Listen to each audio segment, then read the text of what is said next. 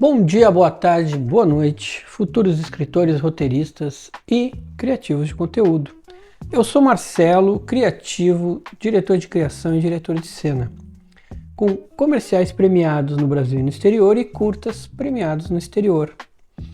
Hoje eu invoco o personagem de William Shakespeare, Hamlet, e pergunto: ser ou não ser roteirista, escritor? Eis a questão. Vamos lá. Vamos falar deste tema complexo para saber onde estamos nos metendo. Sim, a ideia de hoje é que a gente saiba como é a realidade de ser um criativo, de ser um escritor, de ser um roteirista no Brasil. Sim, é possível, mas é importante a gente entender que tem seus desafios, principalmente na literatura, certo? Eu gostaria também de lembrar que, frente às personalidades que eu vou trazer aqui, porque eu sempre trago grandes mestres para falar do tema, eu sou um grão de areia no Saara do conhecimento desses caras. Mas eu acho que eu trago boas reflexões e um bom material para análise de vocês. Essa é a ideia. A ideia é mostrar a vida como ela é, como dizia nosso mestre Nelson Rodrigues, mostrar várias facetas de ser escritor e roteirista, para que vocês avaliem, para que vocês entrem nessa com maturidade e possam enfrentar este desafio com mais conhecimento, certo? Então trata-se de um episódio para os fortes e os convictos.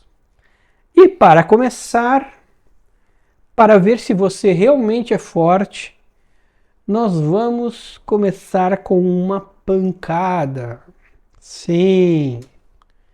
Nós vamos ouvir agora o grande escritor Paul Auster. Muitos conhecem. Quem não conhece vai ouvir e pode depois ler suas obras. Vamos ouvir um grande mestre. Hawthorne, Melville, Dostoevsky, Tolstoy, Kafka, Dickens.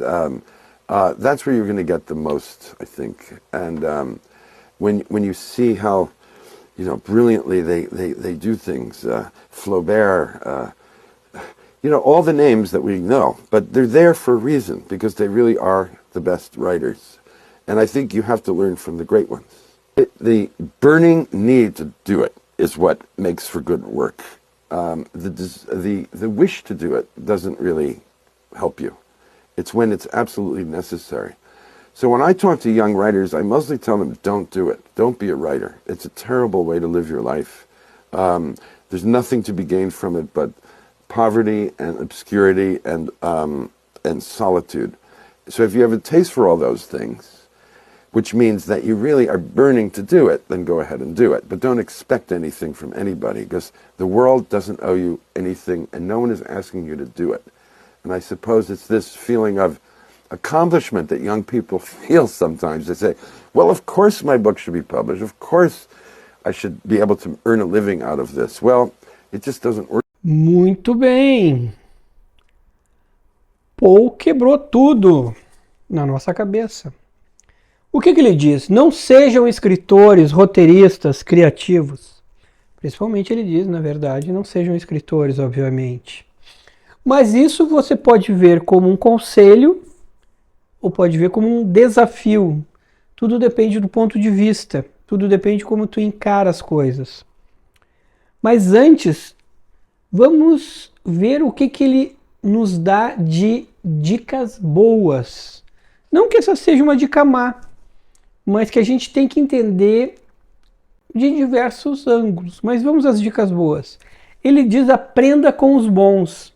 E por quê? Porque ele pegou e ele listou uma série de grandes escritores, de caras sensacionais como Flaubert, por exemplo. Obviamente, tu não vai estudar com Flaubert, ele não vai na tua casa te dar aula particular, até porque ele já bateu as botas, tá?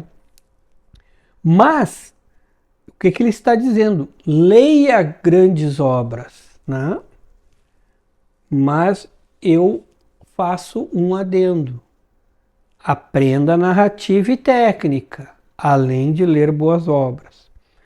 Outro grande ensinamento, ele diz assim: o desejo de fazê-lo não é suficiente. E eu já bati nessa tecla e alguns podem ter considerado que era papo furado, que eu queria vender os meus limões ou as minhas laranjas. O que ele quer dizer com isso? Não basta querer. Na literatura, não basta querer no roteiro, tá?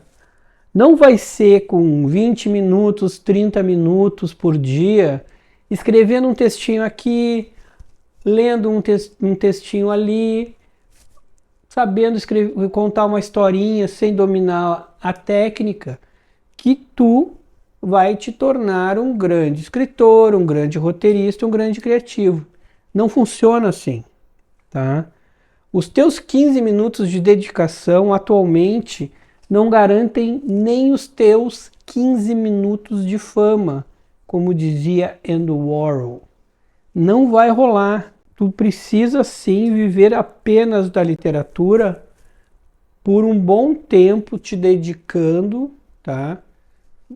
Digo por horas, para realmente desenvolver o teu texto, desenvolver a tua narrativa e assim conseguir fazer a diferença. Obviamente, para você viver efetivamente da literatura, que é diferente do que eu falei agora, que é se dedicar por certas horas, no Brasil é realmente uma coisa muito difícil. Poucos conseguiram, tá? Eu tenho uma informação de bastidor, ela é antiga, mas não deve ter mudado muito. Eu tinha uma informação de algum tempo atrás, acho que uns 15 anos atrás, que um escritor que está entrando no mercado e que faz um relativo sucesso, ele tira em média por ano, o cara que faz sucesso, tá? O novo escritor, independente da idade, eu digo novo, é o cara que está se lançando no mercado. Ele pode ter 20, ele pode ter 60 anos, tá? E toda a idade é boa para entrar no mercado, tá? Mas o novo escritor com sucesso, ele tira em média R$3.000 por ano. Fica difícil de viver com R$3.000 por ano, vocês têm que concordar comigo, tá? Porém, mesmo com esta cifra, tá? Eu não concordo com o Paul, com todo respeito ao Paul, pelo amor de Deus, mas eu não concordo quando ele diz que não há nada além da pobreza e obscuridade e solidão que o desejo de ser escritor nos proporcione. Claro que tudo deve estar colocado de uma forma madura e trabalhado dentro de expectativas. Primeiro, eu acho que o que ele está fazendo ali não é trabalhando a cota de mercado, tá? Porque ele é um cara genial e obviamente ele não se preocupa com isso, tá? É apenas uma brincadeira, ele não está preocupado com a concorrência, tá?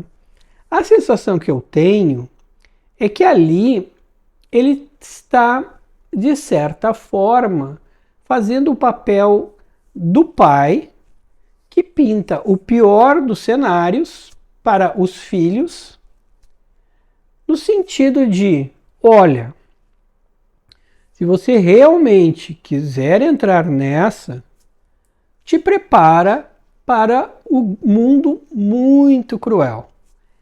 Esta é a sensação que eu tenho da fala do Paul Auster naquele momento, tá? Acho que ele está corretíssimo quando ele fala que o mundo não te deve nada, tá? Então, realmente, tu tem que botar na tua cabeça que, por mais incrível que seja a obra que tu vai escrever, ninguém vai ser obrigado a te publicar. Lembrem que o Apanhador no Campo de Centeio, de Salinger, foi bombado por uma editora, tá? E ele já era um escritor com sucesso em contos nos Estados Unidos. Então ele já tinha fama e teve o seu romance, que até hoje é um sucesso, mas ele teve seu romance bombado. Então lembrem disso e coloquem essa questão na cabeça: o mundo não te deve nada. Segunda questão: não há garantia nenhuma que os outros vão apostar em ti e que tu vai conseguir viver de arte, tá? E o pior, não há garantia nenhuma, inclusive, de que tu vais conseguir morrer de arte. O que eu quero dizer com isso?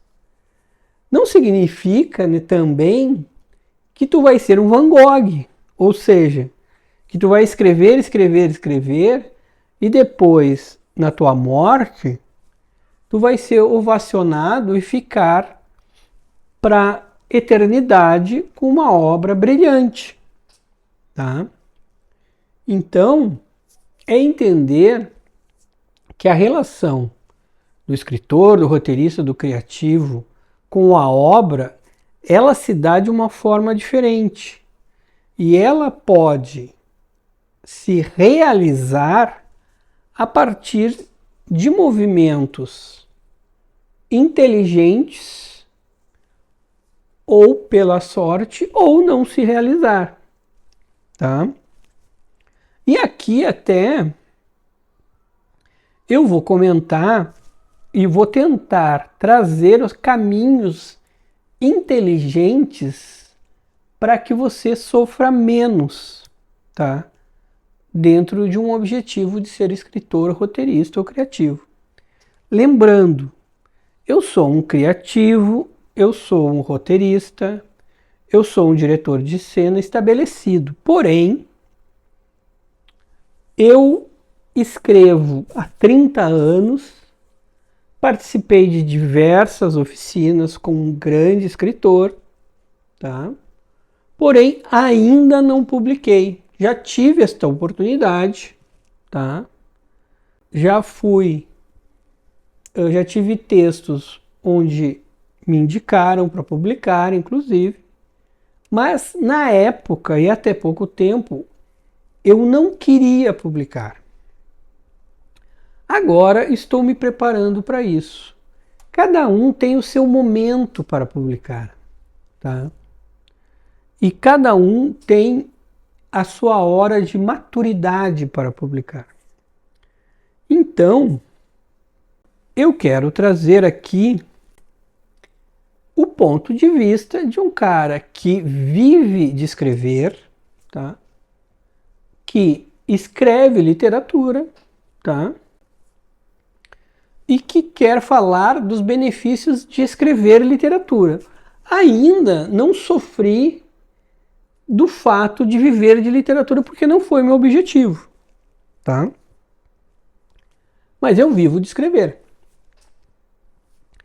Então, respeitando a proporção de que Paul Auster é o Saara e eu sou um grão, eu queria colocar um pouco que o ato de escrever para mim, mesmo sem publicar até o momento, me traz coisas muito positivas. Me traz alguns benefícios e satisfações pessoais, tá? Que para mim são muito boas, tá? Hoje eu estou trabalhando em 2 obras com intenção de publicar. E acho até, até outro dia eu comentei com um aluno da oficina de escrita, que esse processo do Cine Oficina E o processo da oficina de escrita foi bem interessante para que eu entendesse que eu estava escrevendo de uma forma um pouco mecânica. E ao rever a Poética de Aristóteles, ao ler o livro do Stephen King, ao ler o livro do Vargas Llosa, algumas coisas do passado voltaram para me inspirar e para me alertar nos meus textos. E assim até para enriquecer os meus textos. Tá? Então hoje eu fico até feliz de não ter publicado. Tá? Porque eu estava muito dedicado a outros projetos. Tá? Mesmo assim, o fato de escrever me fez muito bem. E eu devo publicar muitas coisas que eu escrevi nesse período, mas que eu estou reescrevendo agora. Então eu acho que o processo de escrever é algo que para muita gente é necessário e precisa ser constante. Precisa no sentido pessoal. Eu preciso escrever o tempo todo. Tá? Então isso é uma coisa a se pensar. Tá? Acho que o publicar é algo que é uma consequência e é um momento de cada um. O escrever, para muitos, acredito eu, é uma coisa constante. Então, eu continuo achando que o benefício de escrever é muito grande. Vamos a algumas dicas, tá? E alguns movimentos para que tu consigas fazer o caminho entre o escrever constantemente, dominando técnica e narrativa sempre, porque eu já falei em alguns episódios que escrever sem dominar técnica e narrativa, desejando escrever com qualidade, é perda de tempo, tá? Mas que tu faça esse caminho de escrever com alto padrão constantemente até o desejo de publicar e talvez até viver de literatura, roteiro e de arte com uma certa qualidade de vida. Então o primeiro caminho é: não espere viver de literatura antes de conquistar um espaço muito, mas muito garantido. Então, assim, já entenda isso como uma condição. Então, tu precisa conquistar um espaço muito sólido no universo da literatura para conseguir viver de escrever. E eu até te digo que possivelmente tu não vais viver das tuas publicações. Tu vai viver a partir daquilo que as tuas publicações vão te proporcionar. Ou seja, palestras, talvez vão comprar os direitos para fazer um filme, aulas e uma série de outras coisas. E vai viver bem. Mas entenda que vai demorar um tempo até isso acontecer. Então, o que tu precisa fazer? Que é o passo 2, que é te preparar para viver este período, conciliando um tempo de dedicação à tua literatura e um trabalho que, de preferência, concilie o teu objetivo de ser escritor e roteirista, ou seja, um trabalho que, de preferência, ajude a exercitar a tua escrita e a tua criatividade.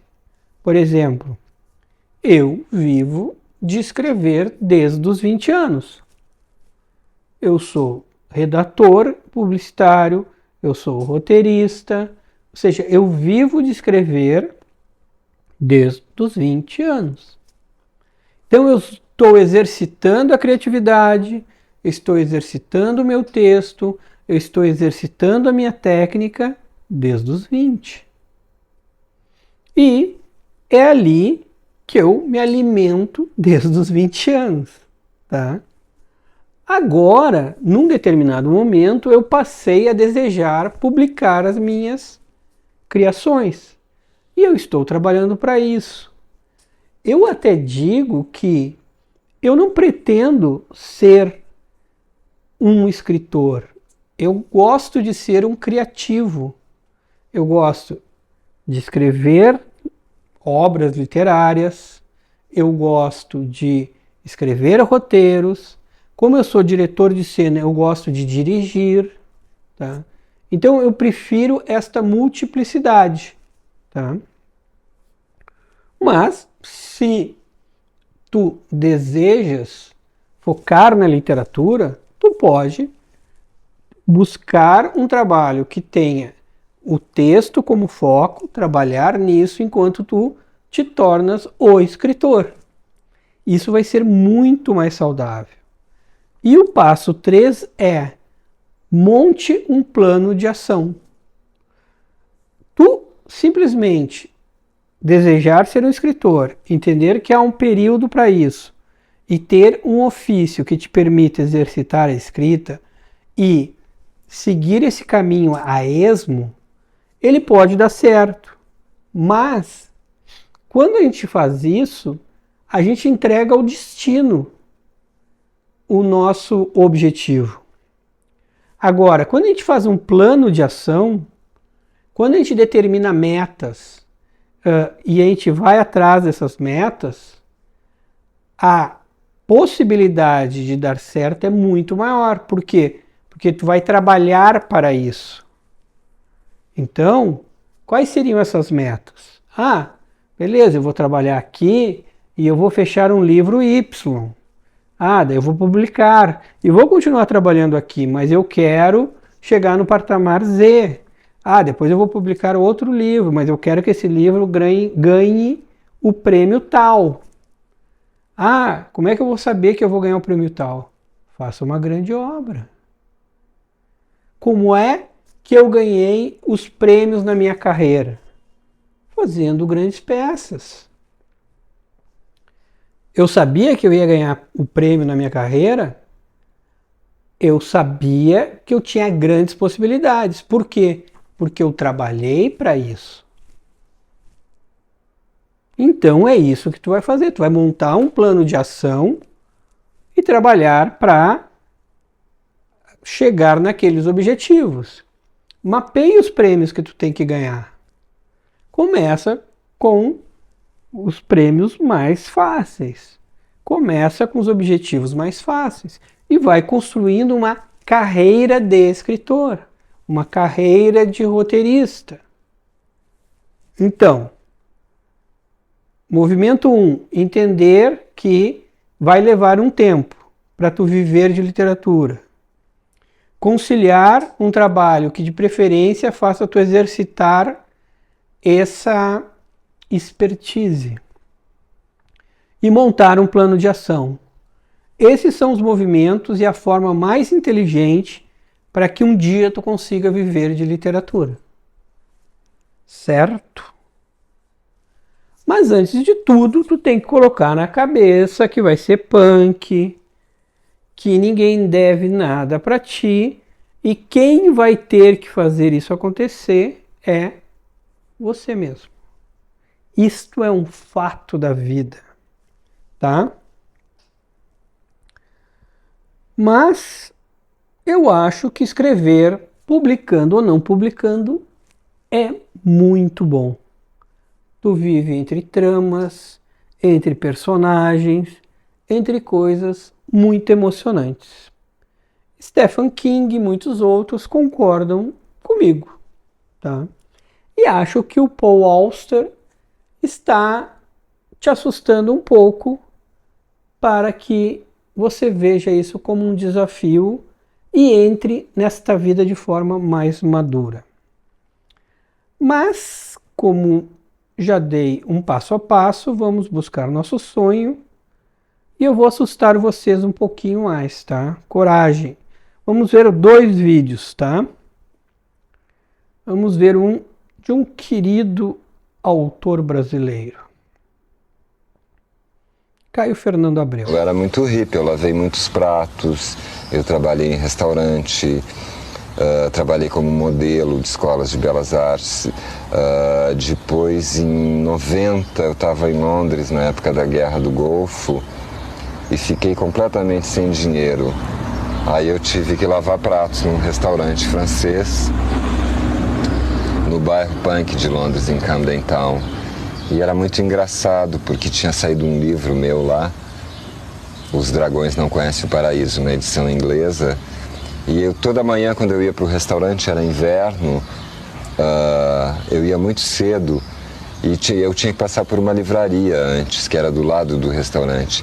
E na vitrine da livraria estava o meu livro como um dos indicados pela livraria, como um dos melhores e tal. E isso era muito curioso, porque eu passava por aquela vitrine, via o livro e entrava no restaurante a lavar pratos direto até às 5 da tarde.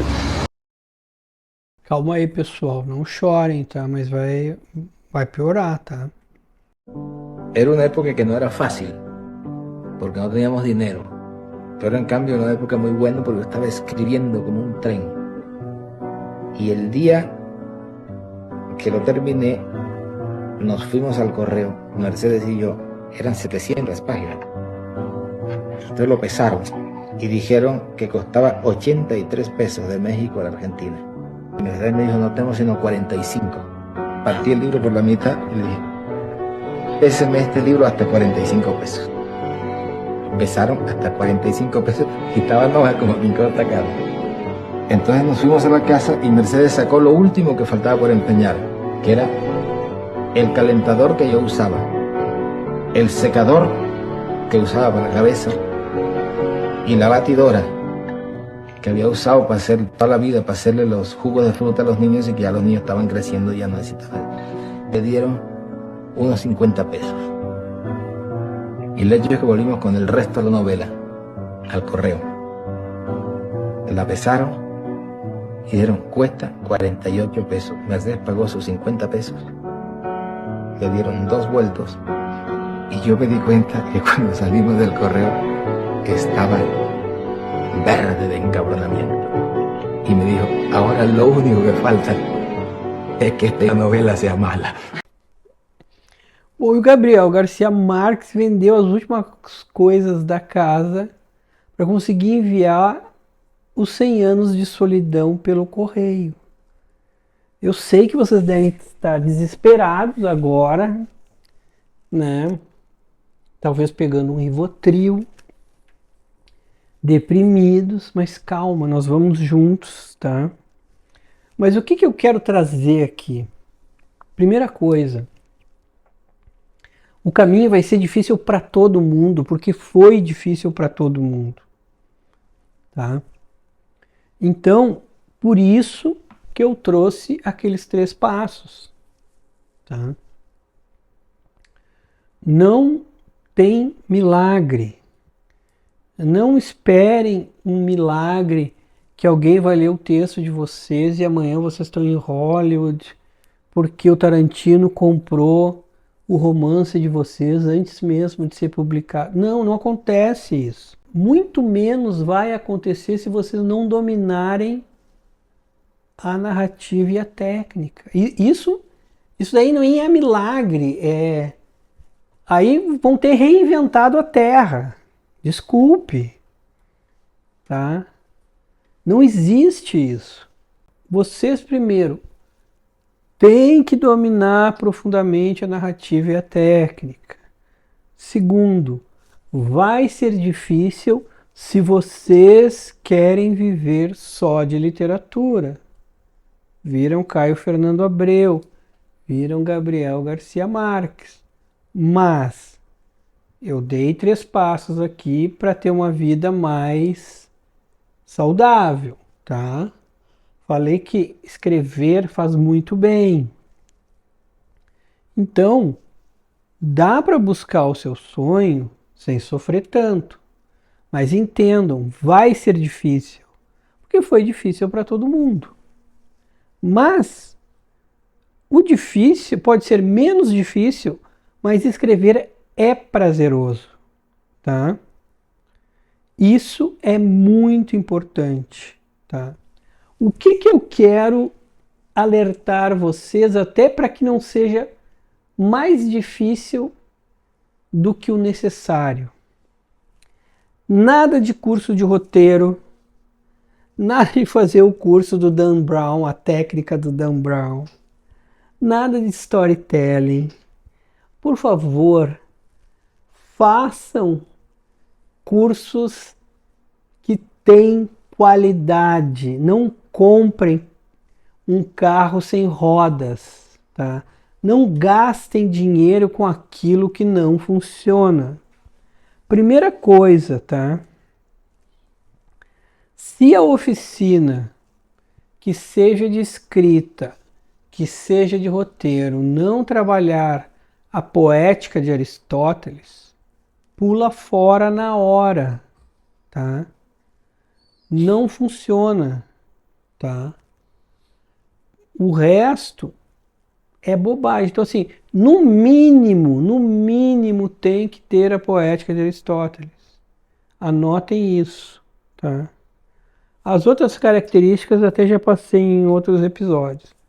Outra coisa, o escritor, o roteirista e o criativo da primeira prateleira, ele começa e ele domina a narrativa. Por quê? Porque se o cara não souber contar, estruturar uma história a partir da técnica, não adianta botar em formato de roteiro ou em formato algum. História ruim, pode botar em qualquer formato que não vinga, tá? Eu tenho gente que está trabalhando comigo que já fez 5 cursos e não sabe escrever uma história. Olha a grana que essa pessoa falou. Se tu não estruturar, não tem impacto, não tem emoção. Então não adianta, não funciona. Tu pode colocar na forma de roteiro que tu quiser, tu pode usar o programa que tu quiseres. Não vai rolar. História ruim não serve em formato algum. Então, não gasta o teu dinheiro. Gasta o teu tempo e o teu dinheiro na coisa certa, tá? Agora eu vou levantar o astral de vocês, tá? Nós vamos ver um mestre e a gente vai tentar ser um pouco mais feliz. Vamos lá. ¿Cómo puedes pedir a alguien que tiene en casa 32.000 libros que resuma su ideología en un tuit o en 30 segundos de palabras? Es imposible.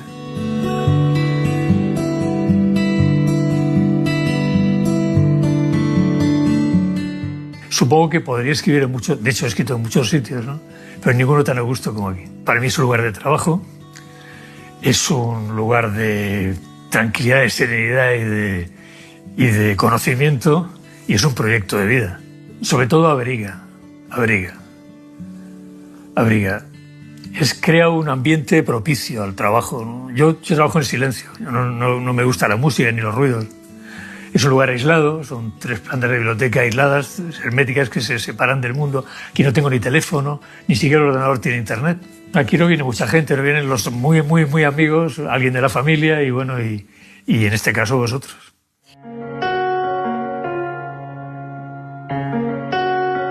Sé dónde está cada uno de ellos, más o menos, ¿no? No tardo más de 5 minutos en encontrar un libro que necesito. Y eso en mi trabajo es muy importante.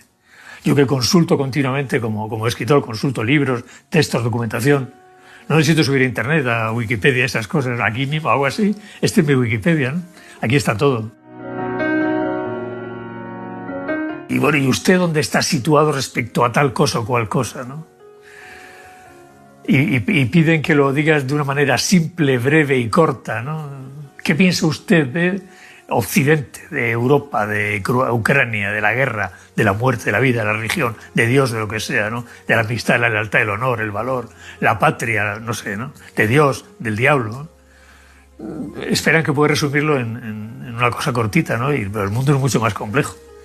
Sí, yo siempre digo que no, que yo no tengo ideas sobre eso. Tengo una biblioteca a la cual acudo y la cual, bueno, de aquí voy sacando aquello que necesito.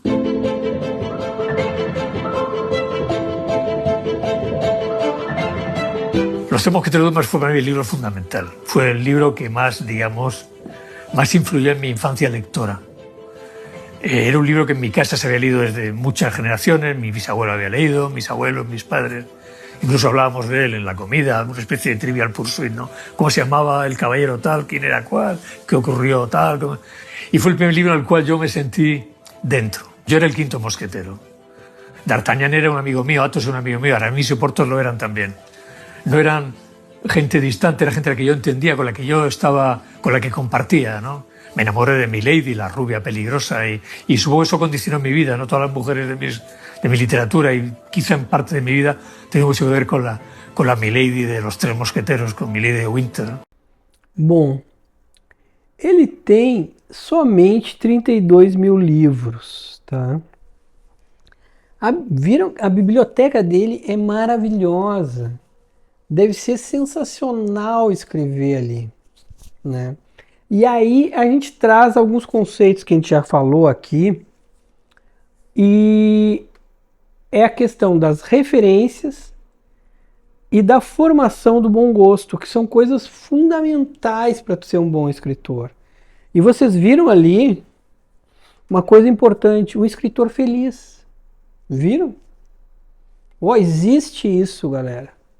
Primeira coisa, muito importante ver isso. Mas é fundamental ter grandes referências e a formação do bom gosto. Se tu não tem bom gosto, tu tá perdido. Essa é a única coisa que ninguém pode ajudar, tá? Então tu tem que trabalhar muito sério nisso, tá? Duas coisas me chamaram muita atenção. Uma bem prosaica, outra não. Primeira, ele falou ali que ele encontra tudo em 5 minutos nos 32 mil livros dele. E aí eu comecei a pensar, bom, ele não tem TDAH nem é disléxico. Porque quando eu tô pintando, cara, eu consigo perder um pincel que tá na minha frente 3 vezes, cara. Na mesa que eu tô pintando. Eu fico pensando, se eu tivesse 32 mil livros, eu acho que eu não voltava para casa depois, mesmo estando dentro de casa. Mas, realmente, esse senhor é maravilhoso. Porém, esse é o prosaico, tá? Porém, o que eu acho legal aqui, e que ele conta ali sobre os Três Mosqueteiros, e que ele era o quinto mosqueteiro, e que ele se apaixonou pela ruiva, é aquilo que fala Vargas Llosa, fala Stephen King, que a gente tem que fazer o leitor viver a história e não ler a história. E é exatamente isso que ele está falando ali. Então, ele viveu a história dos Três Mosqueteiros e ele está relatando com todas as suas palavras aquilo que ele viveu. E é isso que faz a literatura de verdade, não apenas transcender o seu tempo, mas, de certa forma, te teletransportar para dentro do livro. Isso é muito legal, mas tu só consegue isso com a técnica. Tu não vai conseguir isso se tu não dominar a técnica. É isso que faz tu ser um escritor. É isso que vai fazer tu transcender. É muito legal o que ele fala ali, tá? E cada um tem seus gatilhos. E é muito importante tu ter o teu acervo de referências. Ele tem 32 mil livros, suponho que o gatilho dele é o texto, tá? O meu gatilho, até muitas vezes eu falo, é a imagem, tá? Então, eu tenho muitos livros, obviamente. Não chega nem ao dedão do pé dos 32 mil livros dele, tá? Mas alguns livros, e muitos livros que eu tenho, não são de texto. Eu vou mostrar um livro pornô para vocês, ó. Eu tenho muito livro de fotografias. Nossa, peguei pior que fotografia que tinha. Aqui, ó. Então eu vou comprando uns livros malucos. Quando eu viajo, eu compro uns livros meio malucos, assim. Pegar um... Ah, de que é esse livro? Ah, não é de nada, é um livro meio crazy, tá? Vou pegar outro livro, tadinho, tá se despedaçando aqui. Esse aqui é um fotógrafo. Coitado, olha, tem que limpar isso aqui. Ó, esse aqui foi 19 liras ou 19 dólares, ó. Ó, a capinha já foi a capinha, a cor dela, ó. É um cara que faz umas fotos muito iradas. Umas festas que eu queria participar, tá? Aqui, ó. Umas fotos de festa, last night, tá? Ó, essa aqui não pode, essa aqui é proibida. Eu só tô mostrando as que não são proibidas, tá? Para crianças, tá? Ó, mas tem umas pessoas diferentes, ó. Então eu tenho um monte de livro também que é de fotografia. Por quê? Porque eu sou movido por imagem também. Mas tu tem que ter o teu acervo. Então esses são livros que quando eu viajo e vejo umas coisas diferentes, eu compro, tá? Então é muito importante tu ter o teu acervo. Outra coisa, a gente está vivendo a era do monossilábico, que tu escreve, como ele falou ali, como é que eu vou escrever 10 caracteres em 2, 3 linhas? Tudo bem, eu sei que a gente precisa ser sintético, principalmente os roteiristas, tá? Mas cuidado para que tu não te tornes o cara das 3 linhas. Isso é muito preocupante, tá? Então, daqui a pouco tu vai virar o cara do tweet. E ninguém é um grande escritor à base do tweet. Tu tem que ser genial no tweet e genial no romance. Lembra disso. Tu pode ser sintético, mas tu nunca pode ser raso, tá? Não existe grande escritor, roteirista ou criativo raso, tá?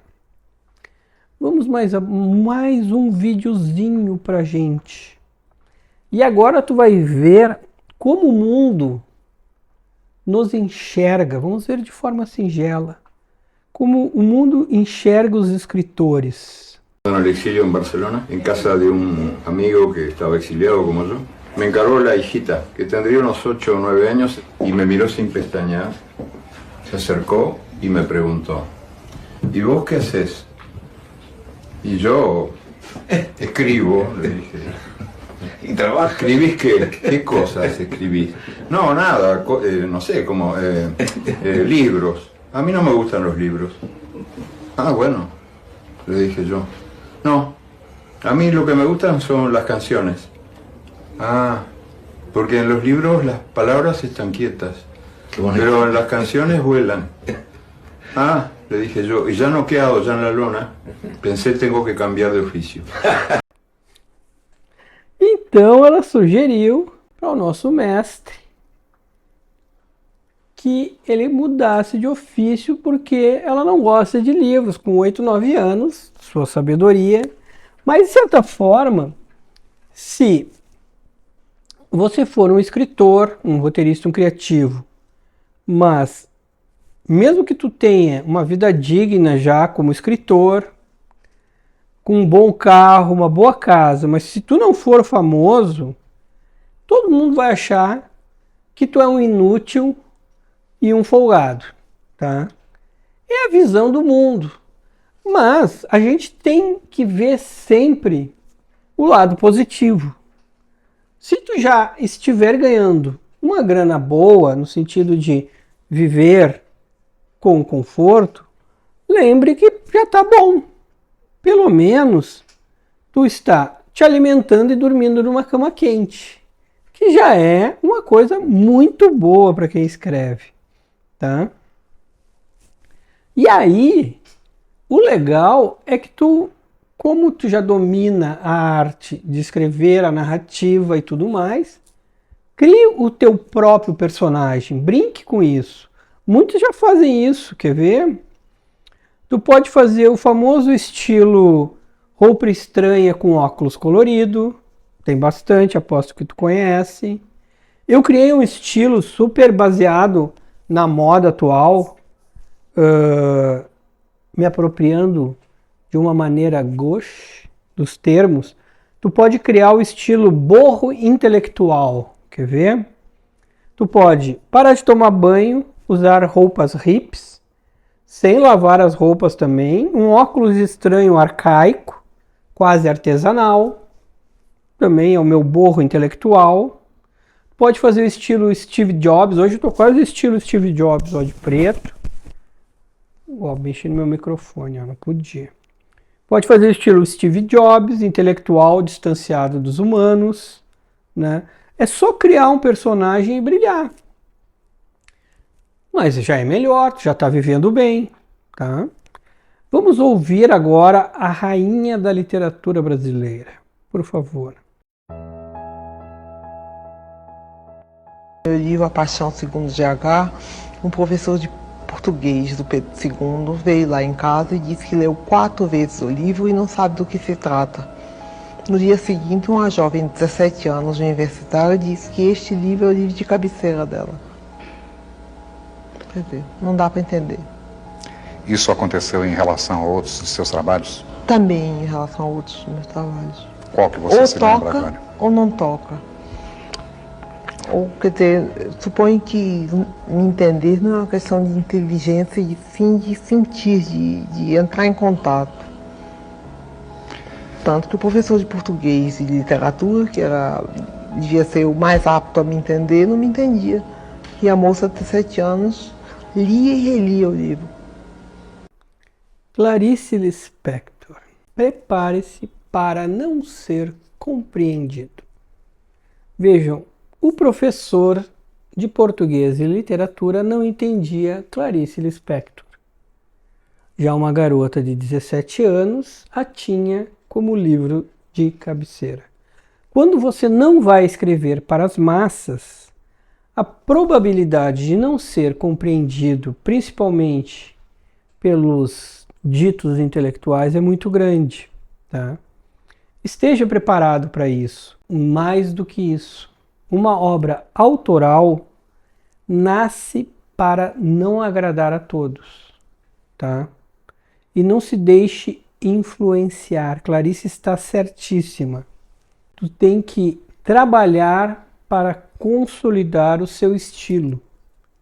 Siga firme no seu estilo, desde que você tenha fortemente consolidado técnica e narrativa, tá? Então, não é uma questão de só eu estou certo e o mundo está errado, porque também existe muito disso e eu sei bem sobre isso, tá? Mas se você participou de uma ótima oficina, se você domina a narrativa e técnica, se você teve fortes feedbacks de pessoas conceituadas, tá? E mesmo que tenha críticas absurdas de outras pessoas conceituadas e de duvidosos, segue o teu caminho. Se tu é feliz nele, segue o teu caminho, tá? Não vai ouvir opiniões alheias desde que tu tenha certeza do teu caminho. Vamos a mais uma deusa da nossa literatura. O escritor no Brasil fica bom, fica maravilhoso depois da morte, a necrofilia. Ninguém ligava para Clarice, ninguém ligava para nada. Estávamos lá em Cali, voltávamos, ela se queixava nas cartas, o silêncio, tudo isso. Ela morreu? A necrofilia é a vontade de exaltar um morto, porque o morto não... Acho que só pode ser isso. O morto não está mais competindo. Lígia Fagundes Telles, maravilhosa. Bom, de brinde, ela já nos ensina uma coisa maravilhosa, tá? O escritor não pode ter papas na língua e não pode ser morno, ou seja, ela já sai quebrando tudo. E diz: prepare-se para o sucesso após a partida. No Brasil, segundo ela. Então, o que eu, o grão de areia no deserto, posso dizer, tá?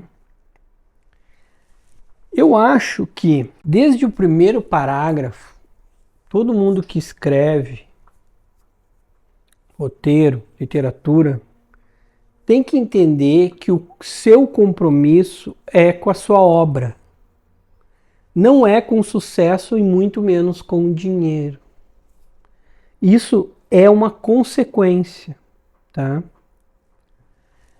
A partir do momento em que tu entende isso, essa é a grande epifania de libertação do artista, tá?